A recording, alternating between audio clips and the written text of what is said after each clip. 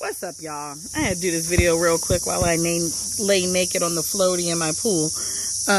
But I'm just catching up on this Gayle King stuff, and and the vitriol and violence that she seems to be being subjected to as a result of doing her goddamn job. And so I just needed to chime in really quickly. I think this is going to be a short video because I think I feel like folks are saying this already, but I'm going to say it because it bears repeating. First of all, Gayle King is a journalist. It's her job to ask questions and to ask difficult questions in the subject matter, which is Kobe Bryant, because that was what the interview was about Lisa Leslie's relationship with Kobe Bryant. And part of that relationship absolutely involves his history and the things that are a part of his history. Here's what I want you to know. When you die, people are going to ask questions about the life you lived, about the accusations that you have leveled against you, about the potential harms you've caused. You don't get, a unblemished record by virtue of dying. Like, that's not how it works. And I'm saying the same thing about Kobe that I said when Anthony Scalia died. Because some of y'all, real talk, some of you, the same people probably, following the same accounts, was tap dancing, throwing ticker tape parades when Anthony Scalia, the incredibly racist, incredibly unjust and vile Supreme Court justice, died 4 or 5 years ago. And I too did the same. I said, guess what? If he wanted to be remembered better, he might want to have lived better. And even if he did live better, even if he had stopped being unjust in all the ways that he was unjust and had completely reformed his life, that does not erase the harm that he caused, nor does it make anybody obligated to act as if he didn't do what he did. That's not the way life works, people. You will be held accountable, either in life or in death, for what it is that you did. And none of us have blemish-free, tarnished-free records. None of us. Somebody, when I die, gonna be like, I couldn't stand that bitch. She wasn't about no radical self-love. She's an unrepentant, bougie bitch. Guess what? And I'm not saying, and you have a right to be mad about it, to not like it. My family would be very upset. I'm sure they would.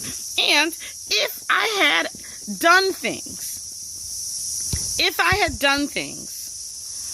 that were out in the public in ways that were harmful, then that is part of living. I think it's fascinating that we somehow think that people, that because we're sad about your death, that somehow you're not a human subject to all the other shit that humans are subject to.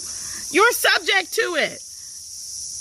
You're subject to it. And yes, people, and I said this already, yes, people will be deeply saddened and will mourn you. And there'll be some people who are fine with the fact that you're off this planet. And there is space for all of that, because there has no choice but to be space for all of that. Nobody's obligated to speak nicely about you because you're dead. So stop thinking that that's a real thing. It's not. It's imaginary. And the idea that we're sending Gayle King death threats, and she didn't even speak poorly about the man. The whole interview was lovely and kind, and Lisa Leslie extolled his virtues. And then she asked about a thing that was incredibly public, and that was, that was part of his history. You don't get to erase parts of your history because you don't like them, because they don't make you look good. And we are yes and people. We are both and humans. We are humans who have done amazing things and humans who have fucked up. Humans who have helped a lot of people and humans who have harmed. And at the end of your life, the goal, hopefully, is that the help outweighs the harm.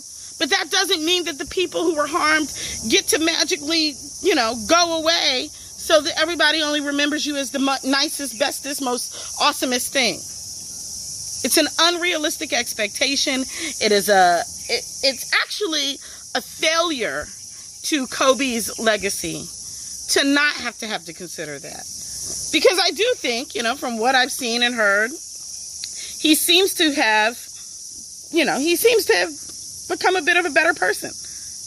Done some good things. I'm not a Kobe Bryant historian, so I don't know what all he's done.